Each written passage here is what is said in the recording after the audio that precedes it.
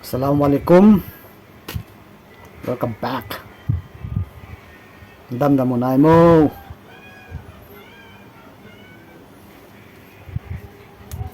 Chom khat zo ki mu to ki theu he ki pa me. To ni wa liang chom de pon. La khat anangai ki noi te.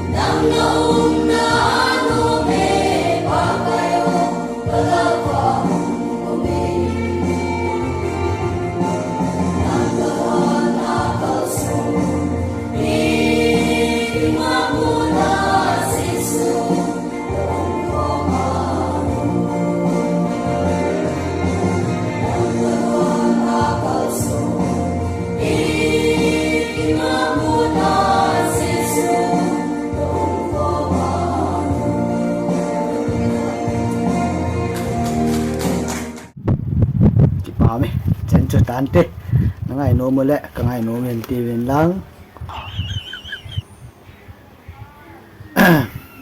neo cha cha he vin vet le chang tha tham jeng rang a an sa tu cha la thiam ji tho ven pa cha dong ji mo mo ve pa the nen pa the bo tao hen ve yo se pa the nen pa the bo tao hen wa alaikum salam.